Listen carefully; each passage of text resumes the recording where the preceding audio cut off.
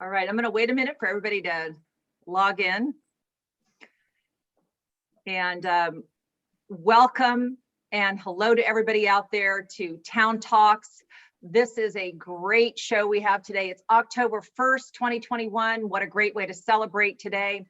You know, the last year and a half, most of us have been sheltering in place at home. If you're like me, you've been looking for new ways to stay in shape or just to communicate with people. And it's been really difficult, you know. This morning, I decided that I was going to go in my closet and I'm going to find something to wear besides something elastic. I tried on something from a year ago. It was this scarf, but it was something positive because it still fit. But while we're sheltering in place at home, we have two Danville athletes that have been out there breaking world records and bringing home the Olympic gold. We are so proud of these two athletes that we wanted to showcase them today on Town Talks. One of the things that I wanted to mention before we get started was we would have loved to have done this program live, but due to, as you know, the restrictions, we wanted to make sure that we didn't have to cancel due to any restrictions. So we thought we'd give all of you the opportunity at the end of the time to talk to both of these athletes, to ask questions and see what you'd like to hear from these athletes. So today I am honored to have Olympic gold medalist Maggie Steffens with us today. And I am also proud to have a world record holder, Jason Caldwell, with us as well. Welcome to both of you. Congratulations. Doesn't even cover how we feel and how proud we are as a community to have you join us today. Let's start with Maggie. Maggie, I met you in 2012 with your sister, and what a celebration it was. Your sister wasn't with you this time at the Olympics, was she? No. Yeah, much different experience than 2012 for sure. Yeah, and you know, it had to have been a different experience as well with the fact that you were delayed as well, right, with the Olympics. Tell us a little bit about that experience and how did you keep yourself motivated thinking that it maybe got canceled altogether?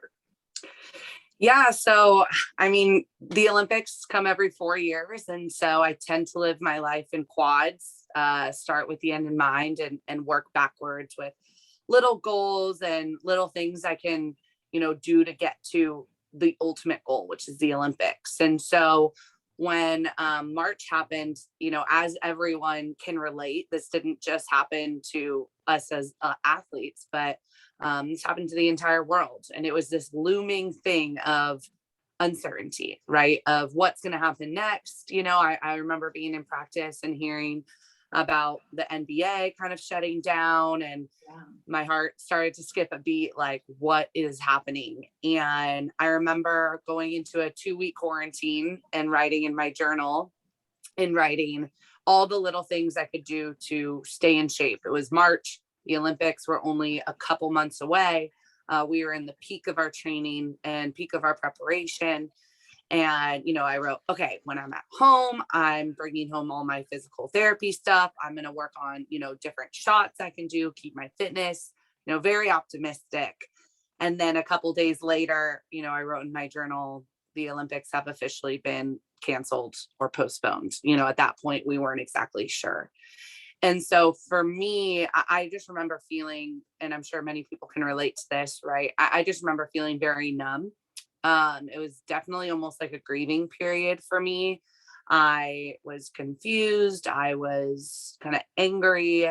I was sad. And I think for me, the biggest turning point was, and this is through working, Jason, I'm sure you can relate to this a lot, just working with sports psychologists and being in a world of uncertainty. That's what sport is, right? Like you go into a game, you don't know what's going to happen. And so we've practiced, being adaptable, but this was kind of the biggest uncertainty that had been thrown our way. Our dream was just stripped away from us. And instead of trying to necessarily be adaptable right away, I said, all right, I need to be with this for a second. I need to feel everything I'm going through and everything the world is going through. And so I felt angry. I felt confused. I felt sad, and I let myself be that. And once I allowed myself to feel that way, it was easier to accept that this was the new reality. And going through that, emotional roller coaster in a sense really allowed me to move forward. And so, I don't know if it was a day, 2 days, 3 days, I don't really exactly remember, but allowing myself to go through that allowed me to accept this new reality and this new journey. And then it was almost a switch for me. It was, all right, now we have a new opportunity. We have another year to get better. We have another year to be with my friends, to another year to chase my dream. Like, how lucky am I to have this extra time? And now I can be adaptable. Now I can adjust. And maybe I use this free time to work on things I couldn't ever do because I never had free time. I could be a businesswoman again, as well as train for the Olympics. So once that turning point happened for me, there definitely was a shift of momentum and motivation, and just being able to focus on little things each day. I had my planner. I was able to create a new routine. And I think for me, that always helps me be consistent with motivation, is just creating a routine, but with the end goal in mind. So definitely that all helped once the Olympics got a new date. And that was very exciting to hear, and just reminded me that there's always something you can be working towards and always something you can be improving on. So that was kind of my motivation, was, self-development, no matter what. And knowing that my teammates were leaning on me and I was leaning on them. So always having my team in mind and focusing on that more so than myself, for sure. Yeah, and that had to have been a tough one because, you're in that mode of, I've got to keep training because, Mhm. it's not like you've trained and you get to the crescendo, you're training, training, training. So, but let's back up a little. You are a Monte Vista graduate, go Mustangs. Yeah, So, Mustangs. you're the youngest of 4 children, correct? Mhm. Yeah. Yes. And your sister was with you the first time in the Olympics and has since she didn't join you this last time. So it was a different Mm-mm. experience for you as well. Yeah. So, growing up in Danville, I was, did all the sports in the book, and so did all my siblings, especially being the youngest of 4. I did Del Amigo.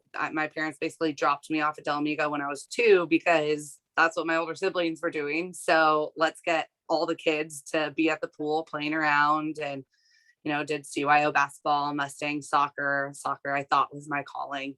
Oh, All of these different sports. Eventually found water polo when I was 8. And so sport for me has always been a family affair. And, especially the community of Danville, and just growing up there in the Bay, everything's about community, everything's about family. And so to have the connections that I did was really, really important to my growth, and the support system I had with all of those coaches. And so in 2012, being able to play with my sister, it was very full circle, she went to 2008 and I was just 15 years old, watching her in Beijing and cheering her on, as I had been doing my whole life, watching her play soccer, watching her, play basketball, whatever it was. And to finally see her achieve her dream in 2008, especially as a woman, it was, very endearing and empowering to me to think, okay, maybe I can do this too. If my sister can do it, I'm seeing her do it,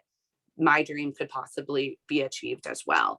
And so for me to kind of join the team the next year and be able to share that experience and bring home the gold together, was wow. very, very special. That'll be really hard to top, but she decided to retire after that year and kind of move on into other chapters and passions of her life. And in 2016 in Rio, she was my number 1 fan. So Oh, it's kind of cool to, be her number 1 fan in 08, play together in 12, and then her be in the bleachers and in 16, or not the bleachers, the stadium, the stands. And then, 21, 20, obviously we had no fans or family or friends in the stands or there to support, but they were all together in Denver watching in one house, and I could really feel their spirit and support, even though they weren't in Tokyo with me. that is such an amazing feeling, I'm sure. And what an inspiration you are for all the young ladies out there that are trying to achieve those goals. You are definitely a role model for that, especially in this area. So you mentioned your sister, but your father, we back up a little bit further. Your father was an award-winning athlete as well, correct? Hmm. Yeah, I definitely come from like an aquatic family. So it was in my blood to, be in the water, whatever that meant. So my dad's from Puerto Rico and came here to play at Cal. And then that's where he met my mom, and my mom's from Orinda, and her whole family was swimmers and water polo players. So definitely water is where I come from and where I was meant to be. And my dad was on the Puerto Rican national team and then the US national team, and has been a huge part of my journey and a main inspiration for me, as well as my mom's side of the family, especially since they pretty much all were in the Bay Area and all did, aquatic sports more or less. So, to have that kind of trickle down into my three older siblings who ended up all playing water polo, at Monte Vista, and eventually at Stanford and at Cal. We definitely love the Bay Area, clearly. That made it easier for me as the youngest sibling to just learn, watch, learn, watch, learn, watch, learn, and eventually be able to pursue my own dreams. So started definitely with my parents and even beyond, and then them teaching the values of sport and of effort and commitment and teamwork within, us kids, and then me being able to just follow pretty much in their footsteps. It's really easy as the youngest. It's like, I don't have to do anything new. I just kind of got to, reinvent the wheel of what my siblings did and my parents did, which is exactly, how they set the standards very high. And I was fortunate enough to, have great leaders within them. So would you say your role model were more so your family, or is there somebody that you would say was somebody that inspired you or was a role model for you to continue doing what you've done? Yeah, I mean, I definitely growing up and still today, my family is probably my biggest role models. They're my biggest challengers and my biggest supporters. And one thing that I love about my siblings, especially, and my parents, is there's always room to grow. There's never another mountain you can't climb. And no matter what you've done or what you strive to do, you can always be better the next day. And that's a lesson I really try to live and hopefully try to inspire within our youth. And especially as a female, right? It's like, let's keep pushing the boundaries. Let's lift that roof and allow more growth for the young girls who are coming up behind me, and continue to kind of push that ceiling upward and forward. So they've definitely been a big role model for me in that sense. And then I was fortunate enough when I played water polo growing up on Diablo Water Polo Club. Our coach was an Olympian, she was on the first ever Olympic team in 2000 for women's water polo, 100 years later than men's water polo, which is pretty insane. And so for me to have somebody like that as my first ever coach in Danville and have an Olympian and be able to hold an Olympic silver medal was definitely, inspiration when I was only 8-9 years old, to be able to witness that and see that dream could be possible. So it's interesting because, you make it sound so simple. It's like, okay, so I'm going to go play water polo and I'm going to, and then all of a sudden I'm just going to win a gold medal. And it's just, that road is a long road. It is not one that is not filled with, bumps in the road and things like that. I mean, you were 16 years old, I think it was, when you first played on one of your, I was trying to figure out where it was. You were, I think, 16 years old and you played in the Holiday Cup or something to that effect. What was that like? I mean, 16 years old playing in something like that. Yeah. My first tournament, I was 15, and it was very scary. I mean, those girls on the team were people that I had looked up to. I had actually watched in the previous Olympics. I had, their signatures on my wall. And so to have the opportunity to be by their side and not necessarily, just cheering on the sideline was definitely, like I mentioned, it was scary, but it was also empowering because I felt like as long as I was around them, good things would happen. Right.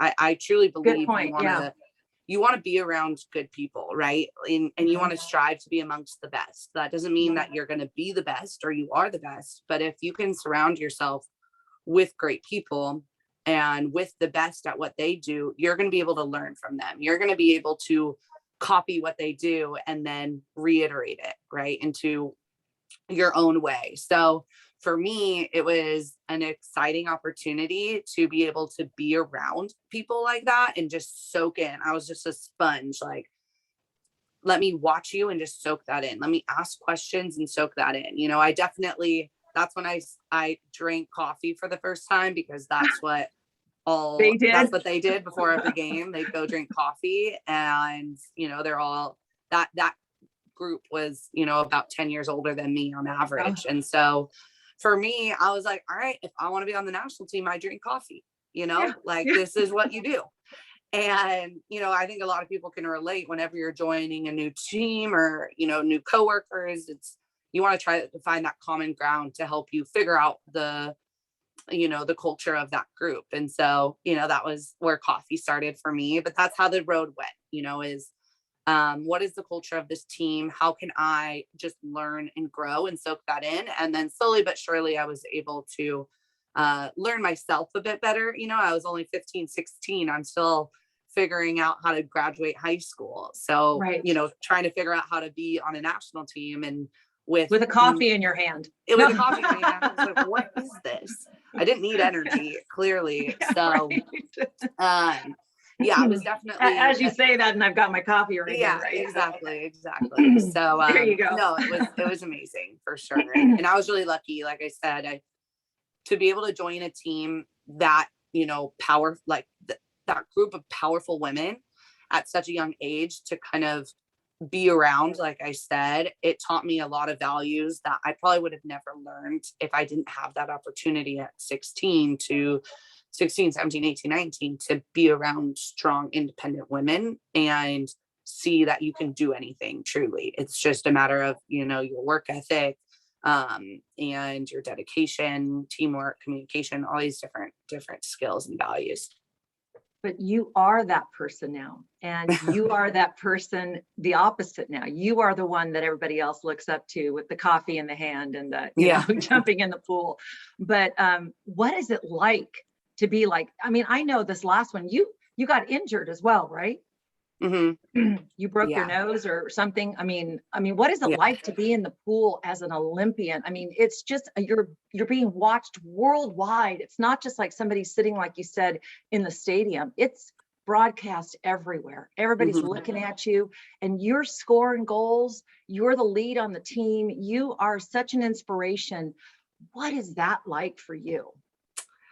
Yeah, I mean, it's definitely adds more weight in a positive way to the journey. You know, when I was in 2012, like I mentioned, I was the follower and just trying to survive and just trying to learn and figure out how to be a part, right? And then in 2016, I was named captain, and then this time around being captain and even, you know, more of a veteran, it being my third Olympics. And so I definitely keep in mind that young 16-year-old me when I'm around our group, because I do understand the influence that, you know, we have as veterans, and the opportunity that we're given, right? Especially as women, to showcase, you know, what we can do. And for me, I think that pressure that is given as leadership is a privilege. It means that, you know, I've done and we've done something right in our past to have this pressure. And now we are so lucky and fortunate to live in that space and do something positive with it. Right. And so for me, I'm even more proud when our team wins, because it doesn't matter if I play 1 minute. It doesn't matter if I do anything right. As long as our team wins and has success, that's the most important thing. And I think being able to empower other people around me is definitely something I really enjoy and love being a part of, to help people's dreams come to fruition. And that because of that, the Olympics even have more weight, and that opportunity is even more special to me now than it probably even was in 2012. So, even when people ask what was your favorite Olympics, it's like, you can't pick one, right? Because each one's so unique and so different and has a different meaning. And I'm definitely very humbled by the group I'm around to be one of the leaders of our team, and very proud as well to, help the girls like me, just like the girls did for me back in 2012. It's a never ending cycle. It's just a matter of, can we help each other keep getting better, right? And not keep us all here. Well, what an inspiration you are. So do you actually have your medals around you near that we could actually take a look at, or are they kind of put away and hidden? No, I brought my Tokyo one so I can put it to the screen. It's been passed around quite a lot, especially since we didn't have fans and family. The best part of a gold medal, any success, is sharing it. Because for me, there's no way anyone could go to the Olympics or fight for their dream if they didn't have the support system and teamwork behind them. And many of them are behind closed doors. I even think about my St. Isidore teachers, my Stone Valley teachers, my Monte Vista teachers, the coaches. So to me, Stanford, you got to mention Stanford in there. Yeah. Stanford coaches and teachers, all of them were a huge part of this. And for me, the medal is about gratitude. So it's sad that no one was there in the moment to share it, but I'll show it to you guys now. So it's pretty big. Wow. It's very heavy. This is the front. This is how it looks from every Olympics. It's always the same. This is the thickness. Wow, that's thick. Very heavy. Yeah. And then this is the back specific to Tokyo, which is different for every games. And this is the band. So yeah, it's been fun. Wow. I love taking it to kids, and it's so funny. People are like, really? You'll let me wear it? You'll let me hold it? I'm like, yes, that's the only way it has power. If it's in my hands, you don't get to imagine yourself, and that's the best thing we can do with kids, especially even whoever, we all have dreams we want to achieve. It's being able to kind of feel something like this. It's definitely inspiring. So. Wow, that is fabulous. Well, I'm going to, when we're talking about achieving goals and talking about that and adversities and all that, let's talk to Jason for a minute. Jason, so happy that you joined us. I am just looking at all the things that you've accomplished, everything from a world record holder to professional adventurer to founder of Latitude 35 leadership. The list goes on. But you played high school sports as well, and you weren't a rower at that time. What did you do in high school? Yeah, well, first of all, I just want to say thanks for having me follow Maggie, because now I have to deal with all that awesome stuff that she just said and have to try to keep up with that. So this will be a fun challenge. But not even, you've done more than me. So well, I'm not gonna be holding up a gold medal at the end of this thing, maybe a world record certificate, but that's it. Anyway, played the classic sports in high school, baseball and football, and played in college. I went to Sonoma State and played baseball there. So yeah, grew up in Walnut Creek and San Ramon, and obviously Danville being a big part of that. Have family here in Danville, and now I'm living here.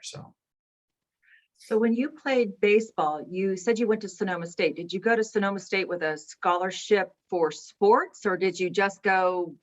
I mean, how did you get involved in rowing? Yeah, so it was funny so when I was done in high school, I didn't want to play sports. I thought I didn't want to play collegiate sports at all. So I went to Montana State for 2 years. I was like, I'm just going to be a mountain man and hike and fish and do all these great things. I had family out there, and so I was going to do that. And then quickly afterwards, realized how much I missed the competitive aspect of my life. So played baseball for them, and they were okay, but not as competitive as I wanted to be. So I transferred to Sonoma State to play baseball there, and had a couple years there, and then got injured. I'm a left-handed pitcher. I was pitching for them and tore the tendon in my elbow, and just like that, the career was over. I had an option to get the surgery, Tommy John surgery, which a lot of people out there will be familiar with, and chose not to get it. And that was a really tough decision for me to make, especially with a lot of pressure from family to continue on.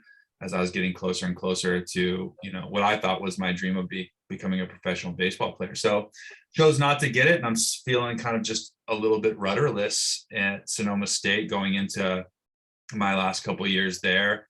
No pun intended with the rudderless, but the rowing coach came up to me. I didn't even know what rowing was, and didn't know that Sonoma State had a rowing team. And so this coach, kind of a young guy, tells me that he heard about my injury and he was sorry to hear about it, but we should try rowing out. And so, I gave it a shot. I went to trials and I wasn't even that enamored by it at first because there's like 100 students and kids there. And I was kind of one of the older ones because I was at the end of my, collegiate career.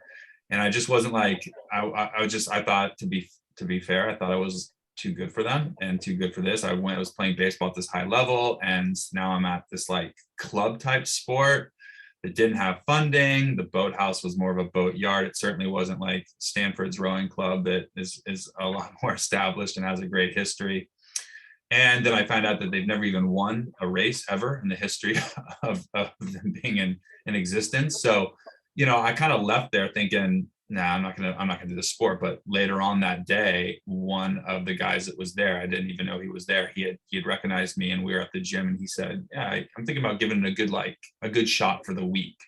Maybe just try it for a week and see what it's like. Would you like to carpool, every day?" And he was kind of he seemed athletic and seemed like a cool guy. So I gave it a shot, and the first thing I fell in love with in rowing was not the sport, it was actually just the camaraderie with the team. And I loved how the people that were on the team, like really, we had no reason to be there other than we just want to be part of something great and something greater than ourselves. And then I slowly fell into the sport of rowing and the mechanics of rowing. But I later found out that coach who had recruited me, he had also recruited this guy who came to talk to me at the weight room later on that day. Essentially, this coach basically went to every coach of other sports at Sonoma State and said, give me a list of the guys that got injured, the guys that you cut, and anybody. And he went and recruited all those people because he knew that those people would be feeling like myself, a little bit rudderless and wanting to be part of something great. And having that taken away from me so suddenly with my injury was devastating. So he didn't say, hey, we're a great team, we're a winning team here. He said, here's just something you can be part of. And from there, we had this, what people called unprecedented success, but it wasn't to us because we went from never winning a race to that first year that was on. We won about 6 races. By the way, we also beat Stanford that year. So just anyway, but I'll let that one slide. Yeah. Thank you. That was what was so special, and that's what for me was so special about rowing. And just as a quick aside, I think that there is healthy quits out there, and for me, the choice to not get the surgery and not pursue my baseball career could at the time felt like I was quitting on it. And looking back now, I just think that it was a great pivot in my life, and it was the right move for me. I thought I knew what love was because I was told I loved baseball my whole life because my family loved baseball and was very much but when I started rowing, I realized what love was for a sport. And that was what enabled me to have the success kind of moving forward, if that makes sense. So your injury didn't affect you rowing? You would think that would be a big part of what you needed to row was your arms. My arms. Yeah, I know. That's true. But I can still, this is the elbow. It doesn't straighten all the way like this one does, but rowing's this nice fluid motion. And so it's the snapping motion of throwing that I had lost. And so, but the fluid motion of rowing, it's still very much, it's very much back, shoulders, and legs. So that's really what's kind of driving the boat and the fulcrum. So no, every now and then it kind of clicks on me, but no, it didn't affect me. So that was good. Wow. And what an intuitive coach to sit there and come out and grab athletes that were either injured and still trained, because you're obviously still in great shape. So he's grabbing you when you've already trained and all that, but now you have an injury. So he's grabbing you at a great time. And so inspirational wise, who would you say was your inspiration for rowing, or was it just yourself? No, it was definitely a series of people along the way, to start with that coach because he coached me for 2 years, and he was a great inspiration. And then that guy that I told you that came up to me in the gym he's now my best friend, who was the best man at our wedding, Mike. And we see each other every week. And he's been an inspiration because he was recruited by this coach because he blew his knee out. He was on the soccer team and blew his knee out. So he was on that side as well. And he was a natural for rowing, and his passion really kind of fueled my passion. And that was really where this idea of rowing it's very interdependent, I'm sure, not unlike water polo. It's just this idea of this interdependency, that it's a house of cards. If you pull one person off of the team, it just all falls apart. And rowing is certainly like that. You cross the finish line and there is no superstar. You don't know who really did it and who didn't do it. All you know is that you crossed before the rest of the boats. And Mike and our coach really understood that right away. And as a person coming from a very individual sports, pitching, and baseball, it took me a while to understand that interdependency and to kind of give up that individual ego for the collective ego. It was a tough thing for me to do as a young, kind of arrogant athlete, to be fair. So I'd say those two really mentored me and brought me to an elite training team. So upon graduation, I went and was accepted to the Vesper Boat Club in Philadelphia, which is the most successful elite team in the country, and is just kind of like a pipeline for the national team. So I was able to get onto that team with only a couple years of rowing under my belt. And like you, Maggie, was certainly felt that I was maybe like out of my league to a certain extent. It was all Ivy League guys, Princeton, Harvard, Yale, Brown, Columbia, and then there was Sonoma State. I'm like, hey, everybody. And I'm 6'4", 220 pounds, and I was the shortest and lightest guy on the team. I'm very tiny for rowing. And so there's guys that were 6'8". I think the average was 6'6" though on the team. So there was 16 guys that were recruited from around the country, and I got the last spot. And then that brings me to my next mentor, who was the coach on that team. His name's Michiel Bartman, and he was a 3-time Olympic medal winner for the Netherlands in 3 separate Olympics. He did Atlanta, Sydney, Atlanta, and Athens. And he, upon retirement, came and took the job there. So he moved to the US. And I mean, there's no reason for him to have me on that team, but he saw the passion that I had for, like, as an athlete in baseball, and he really loved that type of passion and thought that there wasn't enough of that in American rowing, and thought that would be great. So he gave me a shot, and 3.5 years later, I was able to stay on the team and make some of the best relationships, win a couple gold medals at nationals, a silver and a bronze as well. And more than anything else, I was able to establish myself on that team as being somebody that, when you put me in the boat went faster. And when you took me out, it went slower. And you couldn't really tell why, because of the interdependency. But at the same time, that was undeniable. And it was really because I had learned to build the trust and love from my teammates. I mean, we were, if you can imagine, in our mid-20s, in Philadelphia, rowing twice a day, but then going out, working hard and playing hard. And then, but you build this love and trust and camaraderie for one another. You're living with each other all day, every day. And a lot of parallels between what Maggie was just sharing. And you get this idea where, when you're in the boat with somebody that you love and respect that much, you will pull harder for them, not for yourself. And there's this idea that when the boat moves faster, because if everyone's pulling a little bit harder for the person sitting in front of them or behind them, that's special. And that's when you get this, like, this idea of real flow and movement in the boat becomes effortless. So Michiel saw that in me and in some of the teammates, and he built that camaraderie. And he always told us this line that I stick with today, that he always says that medals are earned in the off season. You just simply go race to pick them up.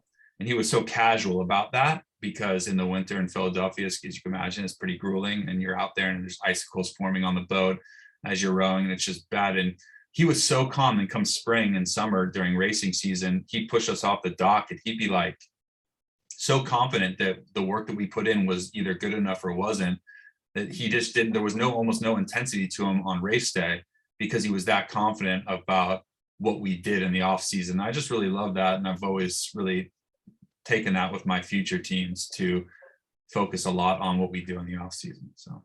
What a great coach, right? What a great way to set your so-called players up for success, to make them feel empowered within themselves, not within him. So he also learned the art of being a part of a team and not being the solo, I'm the coach, and that's the reason they won. So what a great coach you had there. So let's fast forward now. You got 2015, you put a team together, Latitude 35, and you set out on a trek. Tell us about what that was about. Yeah, so I'm done with rowing. I don't qualify for the Olympics in 2008 for Beijing. It was kind of a wing and a prayer anyway. I'd only been rowing for a few years at that point. Decide again not to go back and put another 4 years in, but don't feel that my time as a competitor is over. And a little bit later, I find out about this rowing race across the Atlantic Ocean. I'm just thinking to myself, like, that's not even possible. And like at one point, I was one of the best rowers in this country, and I'm still thinking that this isn't possible, but it is, and people are doing it. And so I just get this idea that I want to do this row, and that adventure rowing and big endurance type rowing like that is kind of in my wheelhouse, because I was always a guy that was able to go for a lot longer.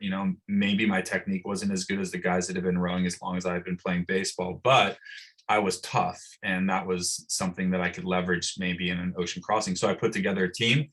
In 2013, we trained for 2 years to get ready for this race. In 2015, it took place in December of 2015. And it's literally a 3,000-mile rowing race from off the coast of West Africa all the way across the Atlantic Southwest to the Caribbean.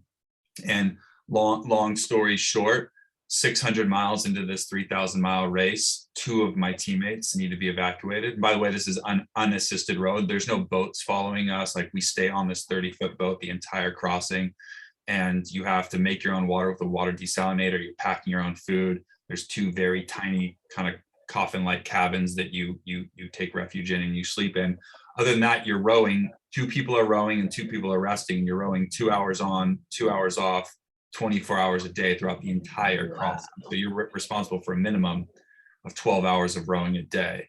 And so 600 miles in this row, we had a very, very sick teammate who needed to be evacuated. And so a sailboat, it took 2.5 days for them to get to us. We had to anchor, and they got to us. And then another one of my teammates just said, I'm done. Like, I can't do this anymore, and just quit. And they both left, and myself and my remaining. But you're in the middle of the ocean. Yeah, literally. Middle of the ocean. 600 miles off the coast of Africa with 2,400 miles left to go. And my remaining teammate, Tom, and I, we decided to continue to go. We could have gotten off the boat, but we didn't. And for the next 41 days, we rode through massive storms and 30, 40-foot waves that our boat would literally surf down at times. And we were in 24th place at that time. And then we managed in the next 41 days to move up to 11th place.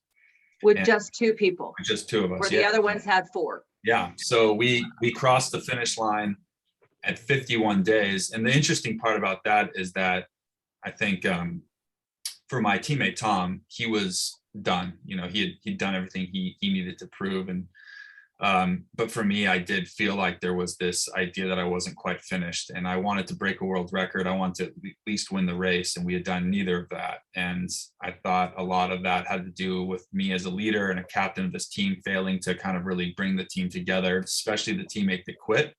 I mean, he was healthy, he was fine, he just didn't want to be there anymore. And I, in the end, kind of took ownership of that. So the very next year, which only a couple people in the history of this race had ever attempted it twice, I decided to re-up and do it again. I built a new team, led them in different ways, created, we created as a team a mission statement and values that we wanted to personify.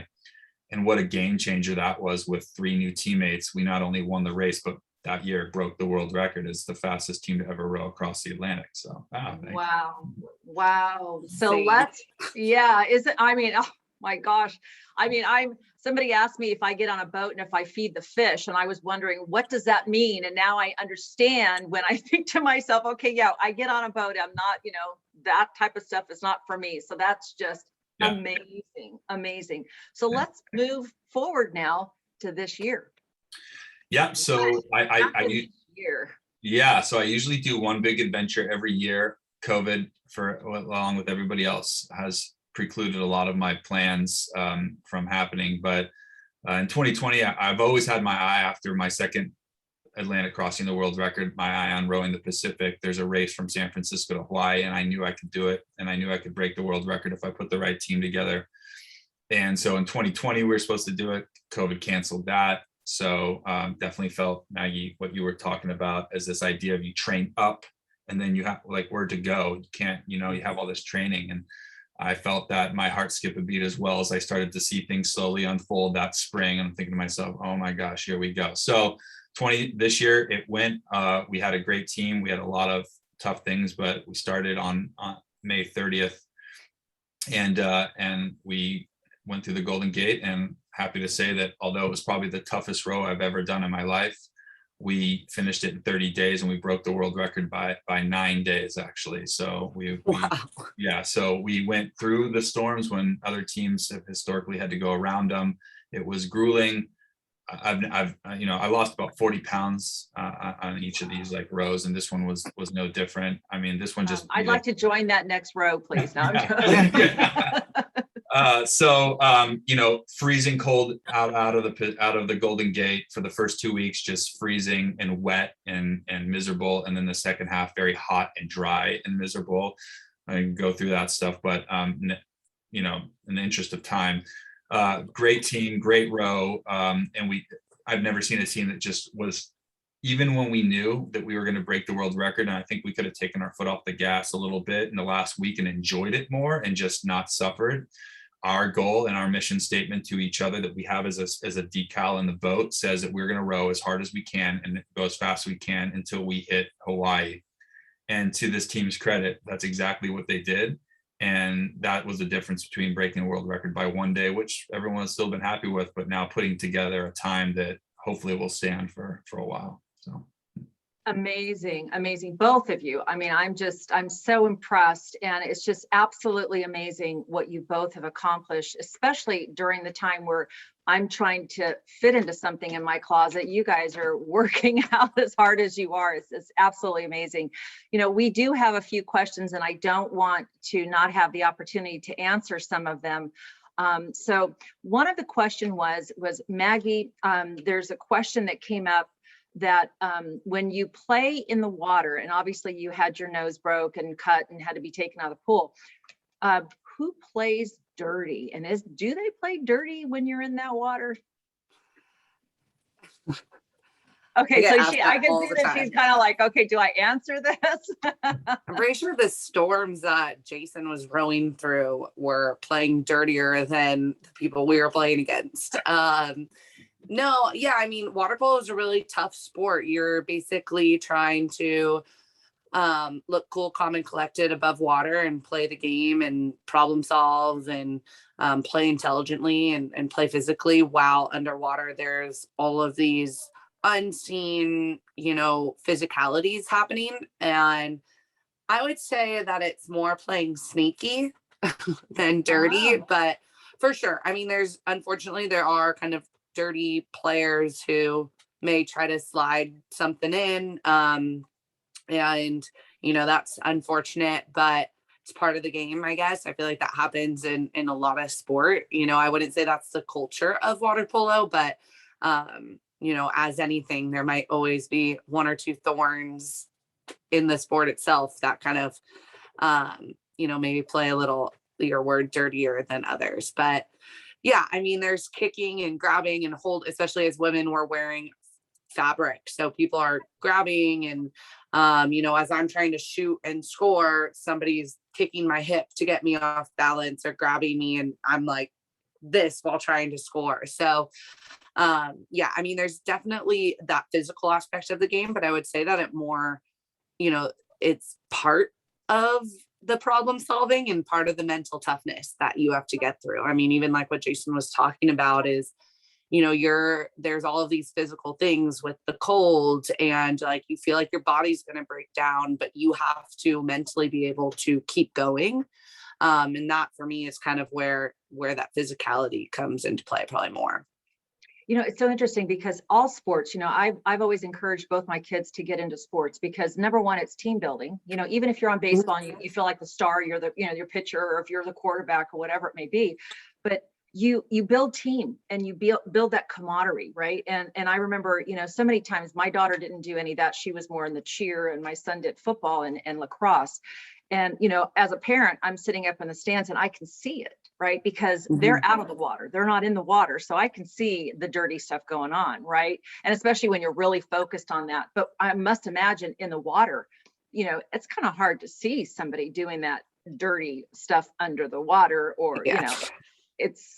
so people love the underwater camera for that reason. Like a whole other game. They're like, whoa, what? I didn't even know this was happening. There you go. There you go. That's a good one. Okay, so I'm going to open it up, and I don't know if Diane or Nicola is going to be asking the questions today, but do we have questions? Yes, we do. The first is a congratulations to both of you on your tremendous accomplishments. We are so proud to have you as Danville residents. So we wanted to share that with you. This one goes to both of you. So the morning, the day of the gold medal game, the day of the time you're going to step in that boat, Jason, and row across the ocean, how do you both prepare yourself mentally and physically for the challenge? Go ahead, Maggie. Okay. It's always better to go first, because then I don't want to have to follow you either. Like, I do not want to be in a boat for longer than a few hours. So 41 days sounds miserable. Yeah. So I think for me, actually, Jason's quote that he said from his coach really resonates with me. And that's kind of how I prepare for big moments. It's what you do before.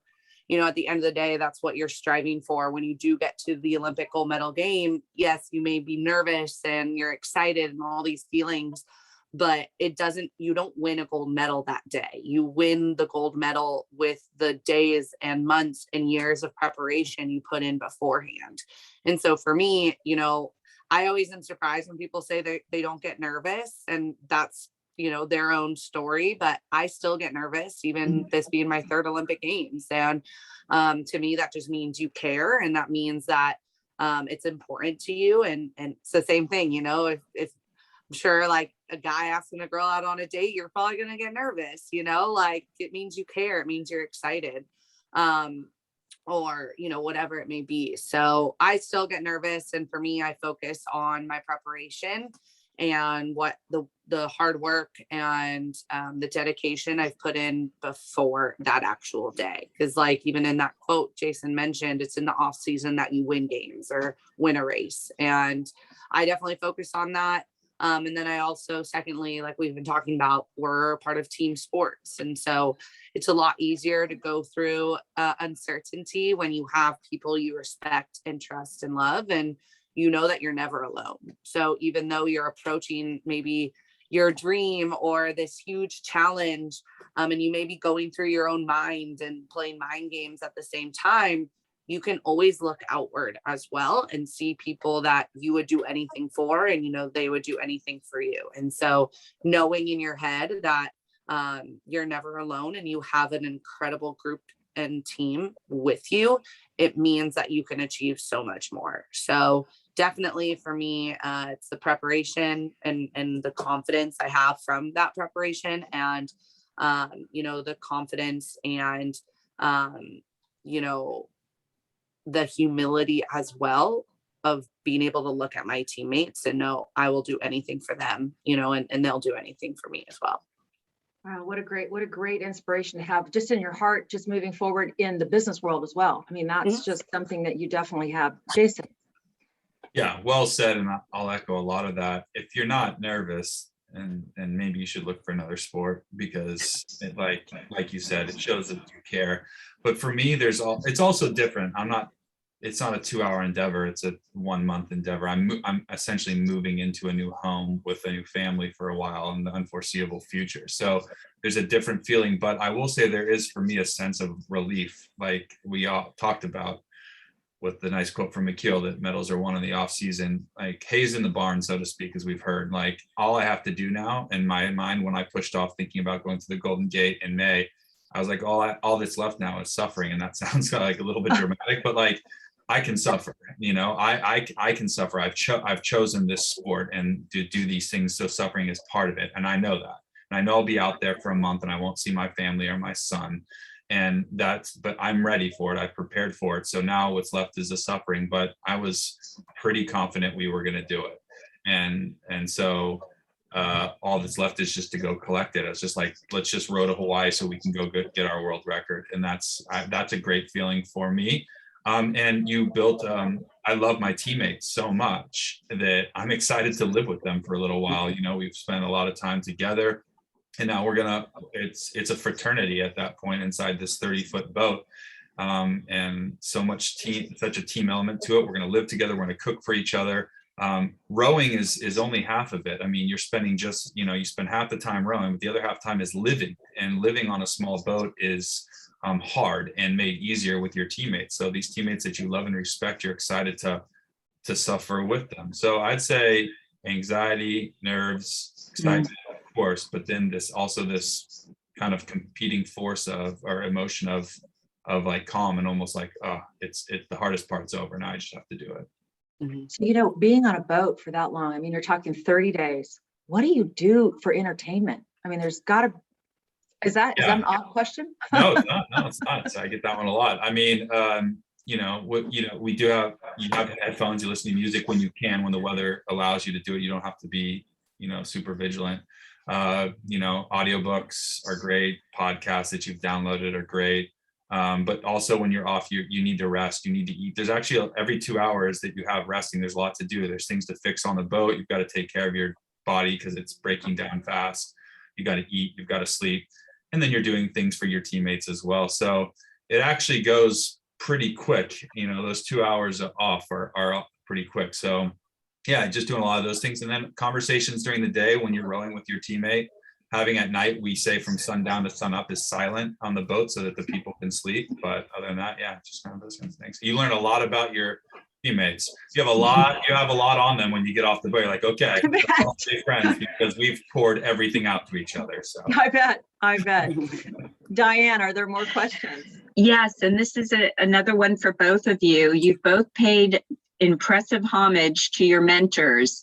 Now that you are inspiring others, what have you learned about the role of a mentor, whether as a parent or teammate, or to young folks, for advice for young folks who are struggling? You want to start out this time with Jason, Jason and then go to Maggie? Yeah, that's right. Want me to come up? Well, yeah, I've enjoyed going into the role of mentoring others, whether they want to row an ocean. I coach other ocean rowing teams, or just people that have questions about life and how they can be better versions of themselves. And I'll preface all this saying I certainly don't have all the answers, and I'm learning and making mistakes daily. But I've always really, the more that I do these big things, this will sound weird, but the less macho I feel the need to be. I think people look at these things. I do these adventures. I row and I've trekked across deserts in Africa before as well. And I just feel the more things I do, the less like macho and less bravado I need. And I think, this idea of having a lot of intelligence, being curious about what you're going to do and try to soak up as much knowledge as possible. Maggie, you mentioned that as being a sponge in your earlier years. I think that's so true. Being humble, which you also mentioned, not being afraid to ask questions, not being afraid to be the weakest member of the team and asking for help. Every time I've done a row, I've been both, and we all have been the weakest member of the team at one point and the strongest member. So when you're weak, be humble enough and secure enough to ask for help. And that goes for anything, whether it's school or early in your profession. And then when you become the strongest person, and that point will happen too, where you're feeling good, seasickness is wore off, you're feeling strong, be ready to be selfless and be ready to pass that on to other people. So I just love that idea that you can be both, and you should be both, and you will be both if you choose to participate in life. And I'm hoping that people that are listening here don't want to stand on the sidelines of life and watch other people do great things, but want to do great things themselves. you at one point be the weakest and at one point be the strongest. And when you're weak, ask for the help, lean on other people. And when you're strong, be eager to give it back. Wonderful, wonderful advice. Maggie. Yeah, I couldn't agree more. I think that's really well said. And I actually have been really enjoying this quote that kind of, for me, I think it's really important for everyone to hear. And it's something like Jason was talking about. It doesn't just happen when you're the weakest. It happens when you're also the best. And the quote is, the biggest room in your house is your room for improvement. And, you know, you as a self, that's your home. That's what you're taking care of. This is where you live, right? And if you can make the biggest room in your home room for improvement, you realize that no matter if you've had failures or successes or anything in between, there's always room to grow. And that may be, as Jason was talking about, maybe it's growing as a mentor and as a leader, right? And there's always going to be new ways to lead and new ways to communicate and new ways to be that mentor or role model. Or it's as being kind of the youngest, or maybe you're new to something, whether it's in sport or a new job or you're a new parent, whatever it is can you see that there's so much room to grow, and can you love that, right? I think that's the coolest part about accepting a challenge. And like I was saying, accepting that this was the new reality when it came to the pandemic is, can we accept the challenge and then love the challenge itself? And the more you can actually love the challenge and love the obstacle and realize it's an opportunity for you to grow and opportunity for you to experience something new and different, the more you're going to get out of that as well. So definitely agree with everything Jason was saying. And then lastly, yeah, I would just add in with the asking for help part of it. You always have a team, you know, and you create that team, and that can be your family, that could be your friends, that could be somebody you reach out to, that could be somebody you listen to on a podcast. All of these people are part of your team, and never be afraid to use that, right? I really believe being a part of a team is really powerful. And you know, there's no way I could be an Olympic gold medalist without my teammates. And that's not just the people who were in the water with me. That's, you know, people from my youth all the way up. And there's probably no way Jason can get to Hawaii by himself. You know, the ability to reach out and have teammates is so important. And that makes chasing a dream a lot easier and a lot more fun. That's so true. So I would true. just add one quick thing to that too, is that it was great. Well said, is that of all the things I've done, I've never been accused of being like a weak teammate for asking for help. I'm like, it's not worth it. No one's ever said, geez, Jason asking for help again, here we go. And we're choosing to do difficult things, but I have been accused of not asking for help enough. And we did a debrief like we do with all our teams on why the team and I got back together for one night just by ourselves without our friends and family, just to talk. And we all went and said one thing that we think that was great about that person, one thing they could work on. And for mine was kind of universally around my teammates, is that I don't take care of myself enough, and that I kind of like power through certain things. That really resonated with me. So, you know, it's not a sign of weakness to ask for help, and that we've heard that before, but I'm telling you, if you don't ask for help, people won't know. And then it's just a vicious cycle down. So. Well, I mean, I think it's a sign of a good leader when you're able to humble yourself and realize that you don't know everything, and that you need to reach out once in a while for help, or that you need to, you know, ask people questions just to get better. Otherwise, you're never going to get better. So the off season, let's talk about that for a second. We've got a few minutes left, a couple minutes left. I kind of want to know, you know, you've accomplished so much, both of you, and you're both, I mean, beyond what most of us could even imagine to accomplish in the athletic world. What's next for you, Maggie? What are you going to do now? Yeah, I mean, I'm definitely living day by day. I think that's really important after you have, you know, put so much into something. You know, this was a 5-year quad, and it definitely was mentally, emotionally, psychologically, physically draining. So I think right now, just trying to enjoy the moment as much as possible. But I'm actually moving back to Spain here pretty soon to play professionally again over there. So looking forward to that. And then kind of like I had hinted at earlier, just with having a bit more time and not being in the pool 24/7. Sorry, my phone There is you are. fine. Is focusing on my company. So I co-founded a company called 6-8 Sports back in 2017. And so to be able to kind of tap into being a CEO again and like being that leader with the company and being a part, is important to me as well. So jumping back into the business aspect of my life as well. That's wonderful. That's wonderful. We wish you all the success. And then Jason, wait a second, let me just ask you this. Besides being featured in GQ magazine and all of that, what's next for Jason? Besides all of the attention I get from being on GQ. Well, obviously we live in Danville with my wife and 2-year-old son.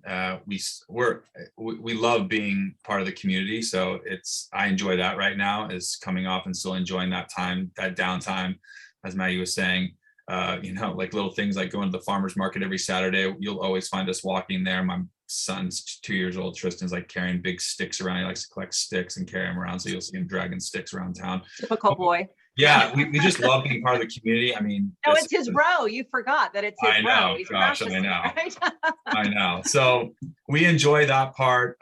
We are big fans. We have, we've got a nice, great support base here. So between my wife Amelia and I and our son, spend a lot of time like that. And then, constantly looking out the next thing. I think I'm largely probably done with Oceans. I feel I've done everything I need to do with Oceans, but I'm not done with big rowing. And I think I'm looking now to setting my sights on the greatest rivers of the world. So I have been studying the Amazon River for the last 2 years about how I could do the whole thing, row the whole thing. And so we're in the process of focusing on trying to get that done second half of next year. So stay tuned. You also wrote a book, right? You also have a book. And I have a leadership company, Lap 35 Leadership, that we do leadership training courses for large organizations, and I teach at a number of different business schools as well. And so I guess that's one of my books right there, and then there's the other one right there. But anyway, if you want to get the book, you can just go to Rakestraw, though. So shop local, as we like to do. Shop local. And ask Michael for my book, and he'll get it for you. So. Well, I cannot thank you both enough. I don't know about all of you out there, but I am so inspired just by hearing this. I am definitely looking at things a little bit different today. And I appreciate both of you being here with us today. Danville celebrates you. I celebrate you. I wish we could be in person, but as you know, we wanted to make sure that we were able to congratulate both of you on your outstanding accomplishments. So with that, thank you for being here, and thank you to all of you for being here with Town Talks the first Friday in every month. And I wanted to say to make sure that you test negative, stay positive, and we'll talk to you soon. Have a great day, everybody. Thank you. Bye. Bye-bye.